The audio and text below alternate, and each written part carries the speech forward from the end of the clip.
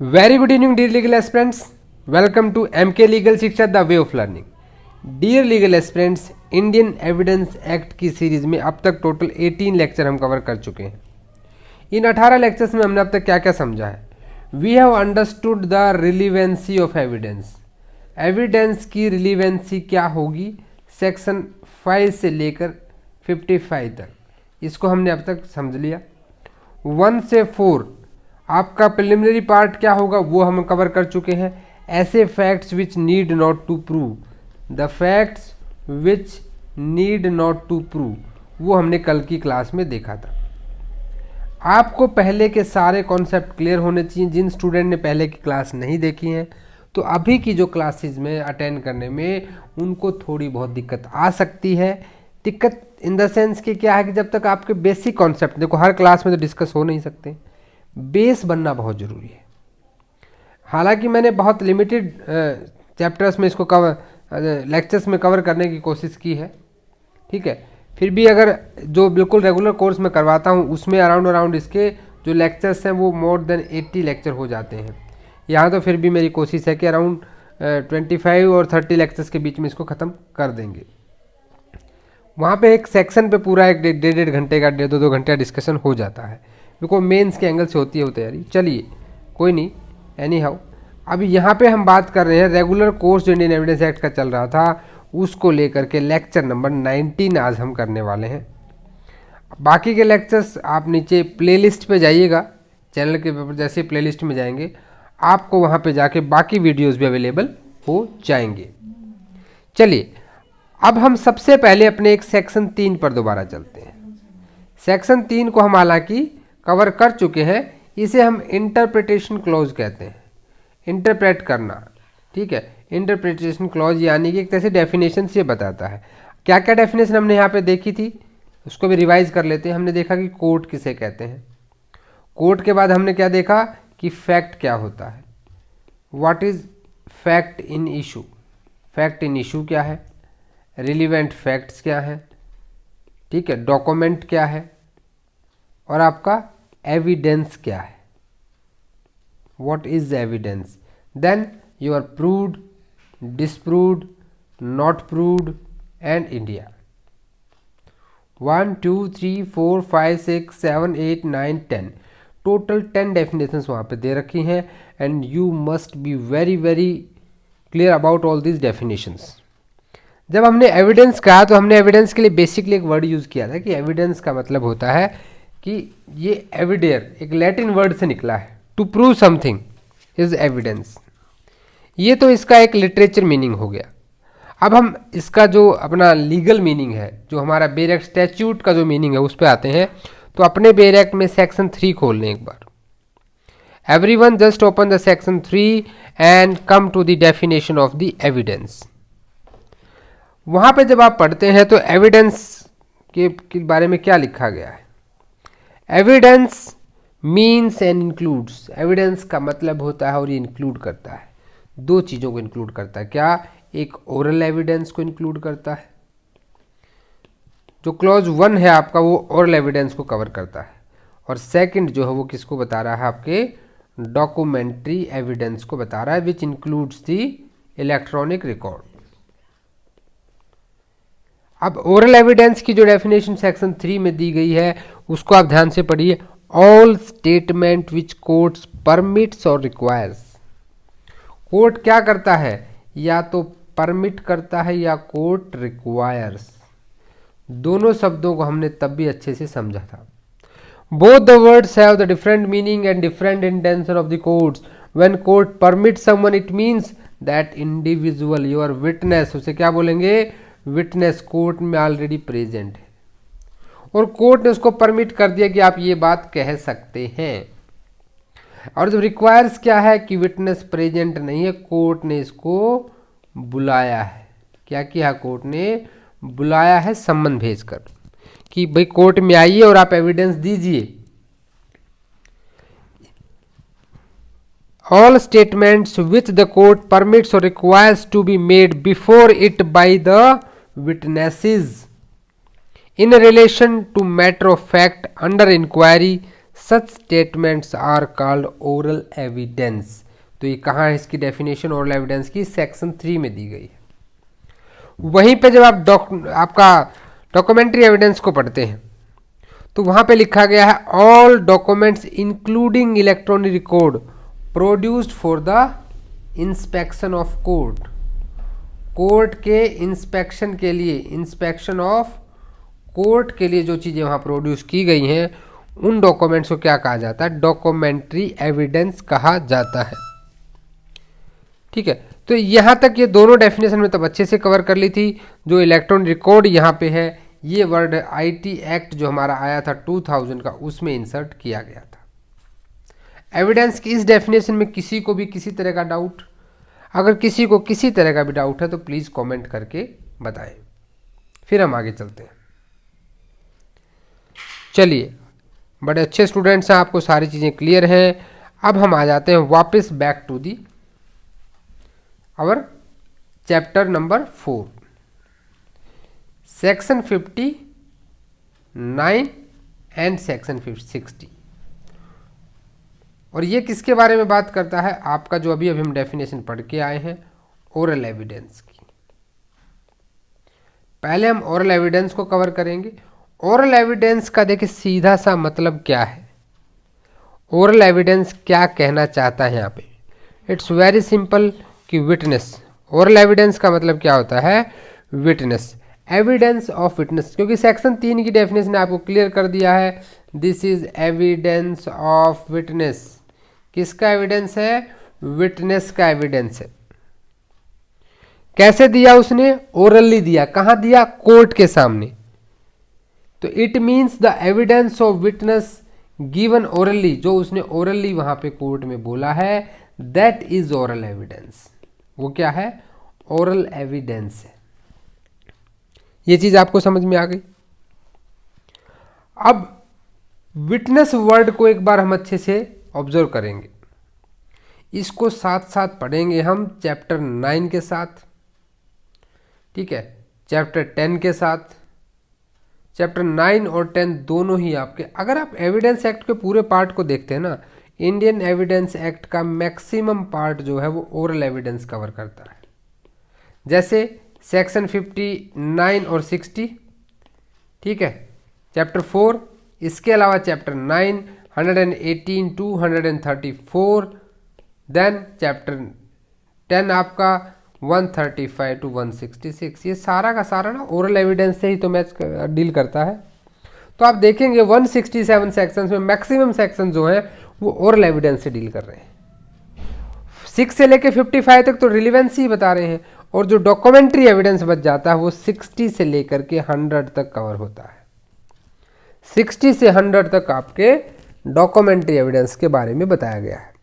Around 41 sections यहाँ पे, 40 sections हैं, 41 में नहीं, 40 सेक्शन 61 से लेकर के 61 से लेकर के 100 तक बताया गया है। प्राइमरी होंगे, सेकेंडरी होंगे, उसकी भी हम अच्छे से बात करेंगे।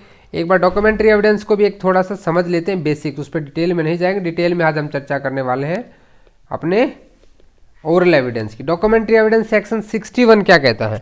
61 कहता है कि भाई किसी भी डॉक्यूमेंट्री एविडेंस को दिया जा सकता है। किस तरह से? वो प्राइमरी भी हो सकता है और सेकेंडरी भी हो सकता है। देखो सीधी सी बात है, प्राइमरी मतलब ओरिजिनल, सेकेंडरी मतलब उसकी कॉपी। ये दोनों ही चीज़ें प्राइमरी और सेकेंडरी को डील करती हैं। अब जब सेकेंडरी देना है तो कब सेकेंडरी देना, उसकी कंडीशंस बताई गई हैं।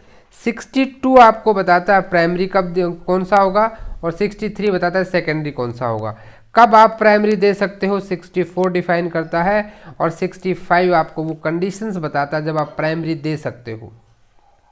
इलेक्ट्रॉनिक रिकॉर्ड में यही 65A काम करेगा, ठीक है। 66 का एक नोटिस भी दिया जाता है, 65B में भी इलेक्ट्रॉनिक एविडेंस को कब एडमिट किया जाता है।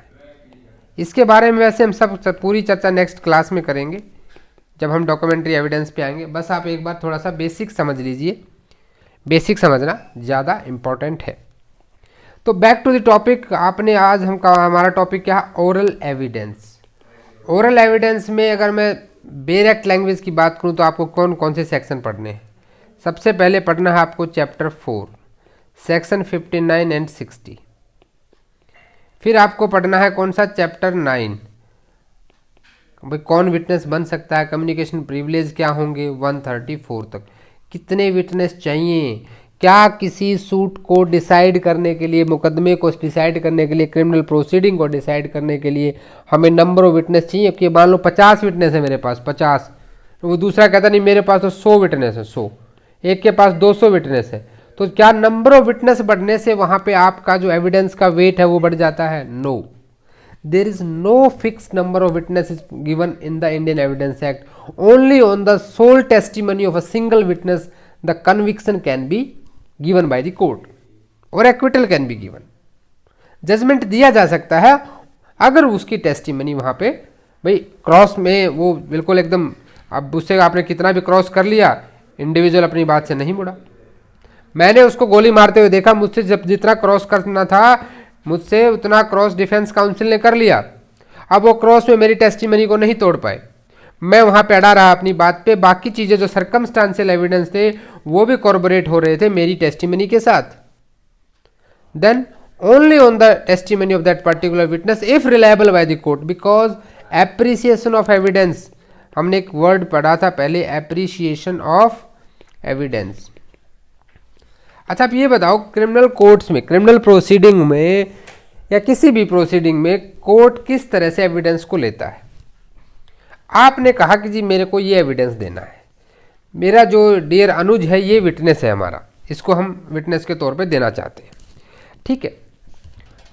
आपके जो इशू हो सकते हैं या आपके ऊपर जो चार्जेज हो सकते हैं, इशू कहाँ फ्रेम होते हैं? ऑर्डर नंबर 14 ऑफ सीपीसी में, और चार्जेस कहाँ फ्रेम होते हैं? Chapter number 17 section 211 to 224 CrPC में, क्रिमिनल केसेस में।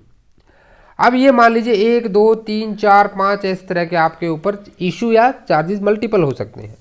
अब आपको कोई एविडेंस इसके लिए है, कोई एविडेंस इसके लिए, कोई एविडेंस इसके लिए है। इफ द मैजिस्ट्रेट और जज is taking the evidence in the haphazard manner, तो क्या वो जजमेंट दे पाएगा? नहीं दे पाएगा, वो भी कंफ्यूज हो जाएगा। इसीलिए एक वर्ड मैंने आपको पहले ही बताया था बेसिक दूसरी या तीसरी क्लास में, आप याद कर लीजिए, मार्शलिंग ऑफ एविडेंस। कोई आपसे आज के बाद पूछे कि मार्शलिंग ऑफ एविडेंस क्या होता है, you must be able to tell the what is marshalling. Marshalling means to arrange the evidence in a particular way, कि कोई चीज़ें एक अच्छे अरेंज्ड वे में रखना, कि पहले मुझे ये एविडेंस लेना है इस इशू के लिए, फिर मुझे ये एविडेंस लेना है, फिर ये एविडेंस लेना है, एक लिस्ट बनाता है और उसी हिसाब से एविडेंस लिया जाता है, ठीक है। तभी कोर्ट एक अच्छा डिसीजन दे सकता है, अदरवाइज नहीं दे पाएगा। फिर एप्रिसिएशन में और मार्शलिंग में भी डिफरेंस की बात। एप्रिसिएशन क्यों जानना जरूरी ओरल एविडेंस के लिए? क्योंकि जो विटनेस ने टेस्टिमनी दी है, now this is the job and the duty of the court to appreciate that evidence. उस एविडेंस को कोर्ट किस तरह से लेता है, एडमिसिबिलिटी ऑफ दैट एविडेंस। 136 को भी आज हम डील करेंगे, which talks about the power of जज टू एडमिट दैट एविडेंस और नॉट, ठीक है। तो ये दोनों के दोनों चीजें आपके लिए इंपॉर्टेंट है। धीरे धीरे हम इन चीजों को समझेंगे। सबसे पहले आप आ जाइए, हमने 3 गोल्डन प्रिंसिपल्स की बात की थी। आज की क्लास में पीछे का रिवीजन बहुत ज़्यादा रहेगा। अभी गोल्डन प्रिंसिपल्स क्या थे हमारे, उनकी बात कर लेते हैं। फर्स्ट जो प्रिंसिपल था वो क्या था यहाँ पे, कि बेस्ट एविडेंस रूल। एक तरह से देखा जाए तो मैंने आपको बताया था सेक्शन 91 जो है ये डील करता है बेस्ट एविडेंस से, लेकिन कहीं ना कहीं अगर मैं सिर्फ ओरल एविडेंस की बात करूं, सिर्फ ओरल एविडेंस की अगर मैं बात करूं, तो सेक्शन 60 भी ओरल एविडेंस का बेस्ट एविडेंस रूल है। एग्जाम में क्वेश्चन आता है what is best evidence rule in Indian evidence act, तो you have to tell section 91। इनके डिफरेंस की बात भी हम करेंगे बाद में, पहले आप इतना याद रखिए कि इससे जो है हमारा ओरल एविडेंस के संदर्भ में सेक्शन 60 इसकी बात करता है।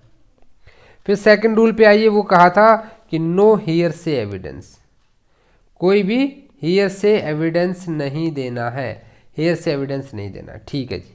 थर्ड जो है यहाँ पे, थर्ड किसके बारे में बात कर रहा है, थर्ड आपको कह रहा है कि the evidence must B relevant, evidence must B relevant. Section 5 से लेके 55 ये हम कवर कर चुके हैं। कि फैक्ट इन इशू या रिलीवेंट फैक्ट से रिलेटेड ही ऐसा कोई भी एविडेंस आप दे सकते हो जो उनके एग्जिस्टेंस या नॉन एग्जिस्टेंस की बात करता है। ठीक है, तो ये तीनों रूल हो गए। अब नो हेयर से एविडेंस का क्या मतलब है? देखिए, हम विटनेस की बात करने जा रहे हैं। किसकी बात कर रहे हैं? विटनेस। जब भी कभी ओरल एविडेंस आएगा तो आप अपने माइंड में याद कर लो, जब हम ओरल की बात करें तो विटनेस की बात करें, विटनेस की बात करें तो ओरल की बात कर रहे हैं, and vice versa. Remember these two words. अभी विटनेस को हमने कहा कि एक विटनेस है ए। ये भाई साहब कौन है यहाँ पे? ये हमारे विटनेस है। ठीक है, इनका नाम है मिस्टर ए। अब इन्होंने कोर्ट में डिपोज किया कि मुझे बी ने बताया था कि ऐसा हुआ, बी ने बताया कि ऐसा हुआ होगा। तो क्या वो एविडेंस एडमिटेड है? नो, नो हियर से एविडेंस। किसी भी हियर से एविडेंस को हम नहीं लेंगे। क्लियर? वही एविडेंस लिया जाएगा जो इस विटनेस की सेल्फ नॉलेज का हो, पर्सनल नॉलेज का हो। हालांकि इसकी एक्सेप्शन हम पहले भी बात कर चुके हैं। एक्सेप्शन कौन कौन सी हैं ये मुझे आप कमेंट बॉक्स में बताइए। इसकी एक्सेप्शंस बताइए कमेंट बॉक्स में।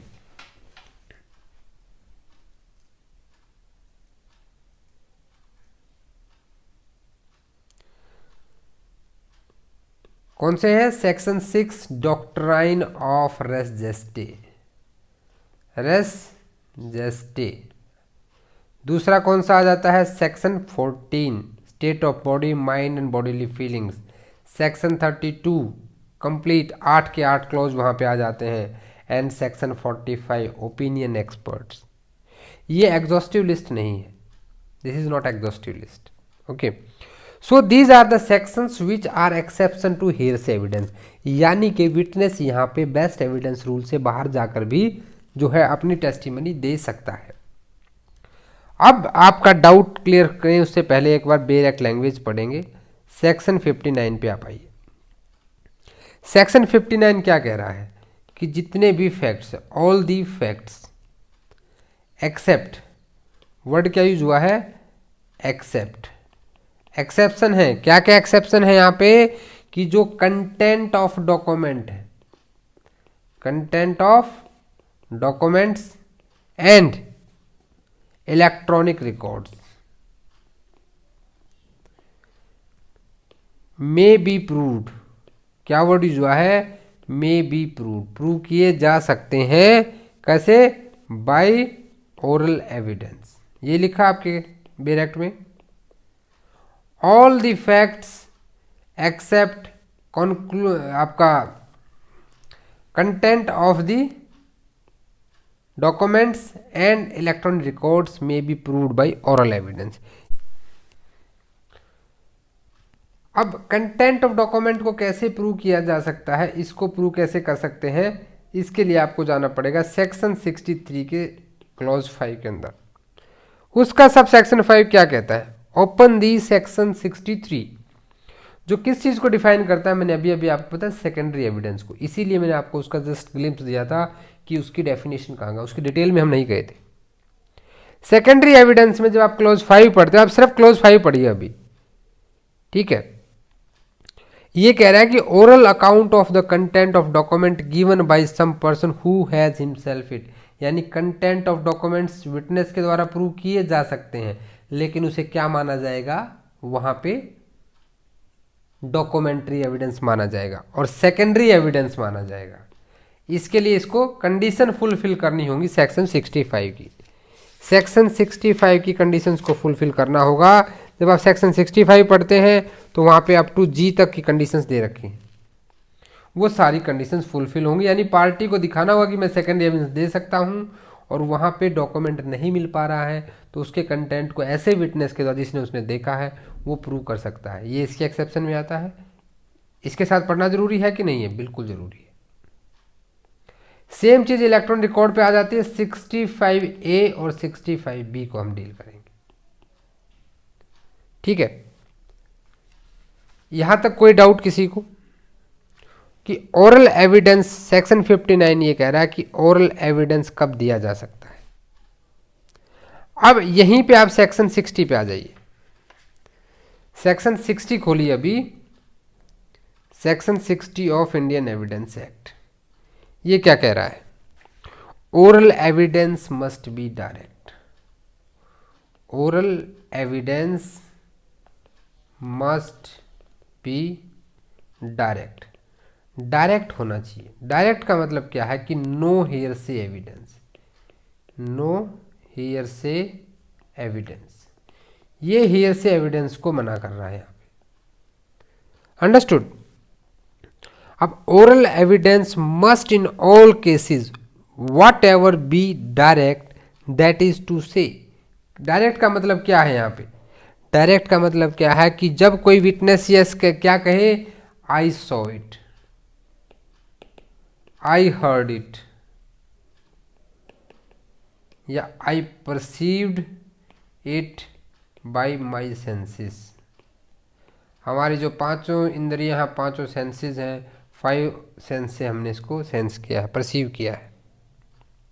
और जन ओपिनियन मैं दे रहा हूं, that is my opinion, my opinion. 1 2 3 4, ये 4 कंडीशन बन जाती हैं सेक्शन 60 की। प्रोवाइजो पे भी मत जाइए, सीधी सी बात है। Oral evidence must be direct, ये वही व्यक्ति दे सकता है जब विटनेस ये कहे, I saw it, I heard it and I perceived it by my own senses and this is my opinion. My opinion का मतलब क्या है? आपको ध्यान हो, हमने सेक्शन 48 पढ़ा था, जब राइट और कस्टम को लेके कोई ओपिनियन लेना होता है। यहाँ ए ने कहा कि मुझे मेरे दादा ने बताया था कि ऐसा होता था। तुमने ऐसा होते हुए नहीं देखा ना, तुमने ऐसा कभी फील नहीं किया, तुमने कभी अटेंड नहीं किया, तुमने, ठीक है, तो वो चीजें नहीं होंगी। यानी कि जिसने डायरेक्ट उस गांव के सबसे बुजुर्ग आदमी से क्यों पूछा जाता है? क्योंकि उसने उन कस्टम्स को होते हुए देखा है और उसका ओपिनियन जो है कोर्ट में वहां पे तब रिलीवेंट हो जाता है under section 48। Read with section 13, section 32, 4 and 7।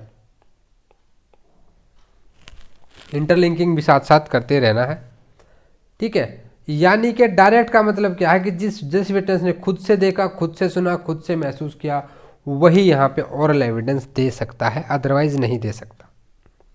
अब इसके 2 प्रोवाइजो हैं। प्रोवाइजो फर्स्ट देखिए क्या कहता है। फर्स्ट प्रोवाइजो पे चलिए, बेयर एक्ट ओपन रखना है आपको। That the opinion of experts expressed in any treatise commonly ordered for sale and the ground on which such opinion are held may be proved by the production of such treatise if author is dead and cannot be found or has become incapable। ये कुछ सुने सुने word नहीं लगते आपको? जब कोई dead हो, ठीक है, we can't find him, can't be found, incapable हो जाए,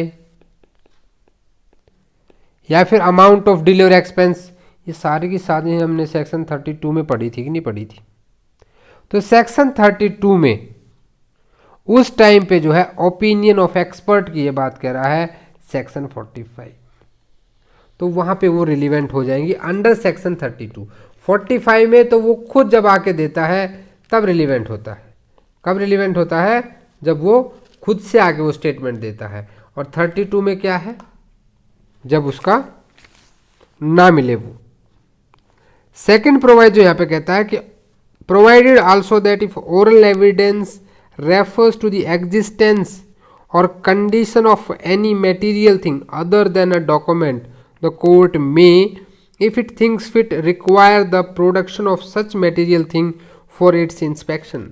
कितनी कमाल की बात है, कितना अच्छी डेफिनेशन इसने दी है।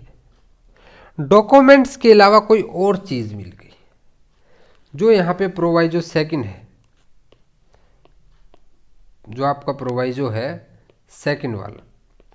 अब आप देखिए ये क्या कह रहा है कि जो डॉक्यूमेंट्री एविडेंस नहीं है ऐसी कोई चीज, और स्टेटमेंट भी नहीं है वो, तो भी ना डॉक्यूमेंट्री ना ओरल है। हमने पहले ही कहा था कि इंडियन एविडेंस एक्ट क्या एग्जॉस्टिव है?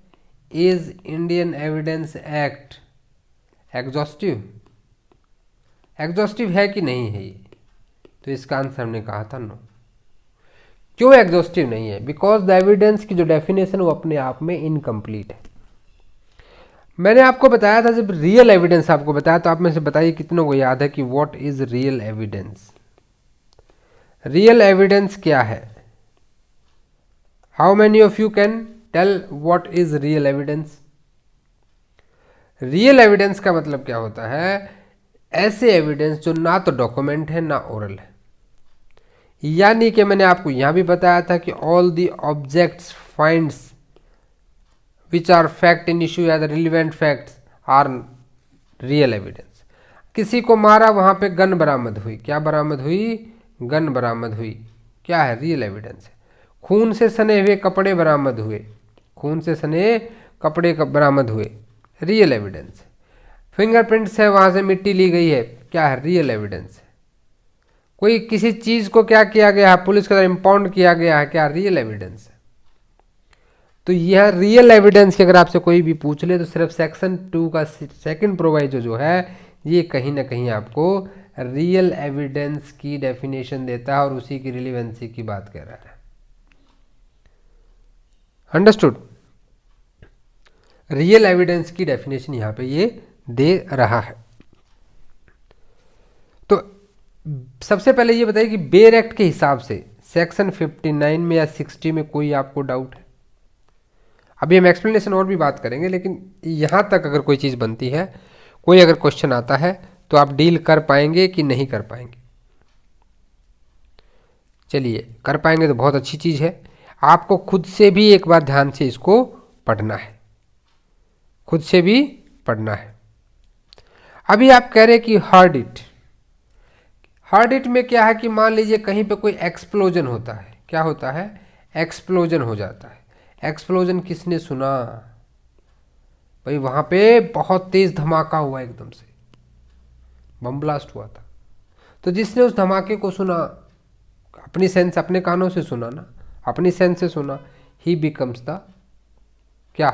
डायरेक्ट हो गया, वो विटनेस हो गया अंडर ओरल एविडेंस। या किसी ने परसीव किया है, टच करके देखा है, ठीक है, स्मेल से देखा है, तो ये सारी चीजें क्या हैं? ये सारी की सारी चीजें यहाँ पे ओरल एविडेंस में कवर हो जाती हैं। And this is known as exclusion of hearsay evidence. Hearsay evidence का एक्सक्लूशन है, हियरसे एविडेंस को इंक्लूड नहीं किया गया है। अभी हमने बात की कि ओरल एडमिशन और कंटेंट ऑफ डॉक्यूमेंट को भी आप दे सकते हो। कंटेंट ऑफ डॉक्यूमेंट्स को ओरली प्रूव किया जा सकता है एज ए सेकेंडरी एविडेंस। उसे क्या माना जाएगा? डॉक्यूमेंट्री एविडेंस माना जाएगा। लेकिन क्या कहीं पे ऐसा भी है एविडेंस में कि जहां पे इंडिविजुअल ने लिख के दिया, डॉक्यूमेंट्री एविडेंस दिया, बट उसे हम ओरल एविडेंस मानते हो? ये क्वेश्चन बहुत बार आता है, दिस इज मोस्ट इंपॉर्टेंट, कि आपने दिया तो डॉक्यूमेंट है बट कोर्ट उसको ओरल एविडेंस ट्रीट करेगा। बिल्कुल सही। अगर कोई डम्ब विटनेस जो बोल नहीं सकता, अगर वो अपनी टेस्टिमनी रिटन में देता है, लिख के कोर्ट में देता है, that will be treated as oral evidence. Oral evidence ये सेक्शन 118 के साथ हम पढ़ते हैं। तो अब विटनेस कब तक आपने देखा कि कौन विटनेस डायरेक्ट होगा। अब विटनेस बन कौन सकता है? क्या हर कोई विटनेस है? पहला क्वेश्चन आपके माइंड में आता है, can a child B witness? क्या एक चाइल्ड कंपिटेंट विटनेस हो सकता है? ठीक है। और डम्ब विटनेस? क्या हस्बैंड और वाइफ दोनों एक दूसरे के खिलाफ विटनेस हो सकते हैं या एक दूसरे के लिए? हस्बैंड वाइफ का कंपिटेंट विटनेस होंगे कि नहीं होंगे? और एक बड़ी अच्छी टर्म हम कल डिस्कस करेंगे जिसका नाम है होस्टाइल विटनेस। क्या है? Hostile witness. इन चारों टॉपिक्स को हम कल डील करेंगे, आज नहीं। आज की क्लास में इतना ही। आई होप आपको सेक्शन जो 59 और 60 हैं वो अच्छे से क्लियर हो गए होंगे। कल हम सेक्शन 118 से स्टार्ट करेंगे अपना, who can be witness, witness की कंपिटेंसी और विटनेस की बात करेंगे। और कल हमारी जो क्लास स्टार्ट होगी वो चैप्टर 9 से शुरू होगी। अब तक हमारा चैप्टर 4 तक हमने इधर कवर कर लिया है। पहले हम वो पार्ट खत्म करेंगे, फिर हम अपने डॉक्यूमेंट्री एविडेंस पे आएंगे। सो मुझे लगता है कि आपको शायद वीडियो अच्छे लगे होंगे। अगर वीडियो अच्छे लगे हैं तो प्लीज़ लाइक कर दें। Thanks for watching this video. अगर आपके कोई भी डाउट सजेशंस हैं तो मुझे मेल कर सकते हैं। आप टेलीग्राम ग्रुप को भी ज्वाइन कर लें और इंस्टाग्राम पर भी हमें फॉलो करें। और कमेंट करके ज़रूर बताएं कि आपको ये वीडियो कैसा लगा है। अपने दोस्तों के साथ लिंक ज़रूर शेयर कर दिया करो। क्लास की टाइमिंग आप ही लोगों ने चेंज कराई थी। अगर 7 PM है तो 7 PM में अपने सभी फ्रेंड्स को सजेस्ट करो, फैमिली को थोड़ा सा बढ़ाओ। अब अगर आप भी इसको आगे नहीं बढ़ाएंगे तो कौन बढ़ाएगा बताइए फिर। So please forward this videos to your friends also, अगर आपको लगता है कि वीडियो सच में हेल्पफुल है। See you guys tomorrow at the same time same channel with the competency of the witness. Witnesses का कल हम अच्छे से पोस्टमार्टम करने वाले हैं, तो कल का सेगमेंट जो है वो काफ़ी इंपॉर्टेंट होगा। Don't miss it. Share your friends also कि MK लीगल शिक्षा को ज्वाइन करें और डेली 7 बजे एविडेंस एक्ट पे अपनी अच्छे से पकड़ बनाएं, जिससे एग्ज़ाम में आपकी बहुत हेल्प होगी। So bye, good day, see you tomorrow, same time same channel.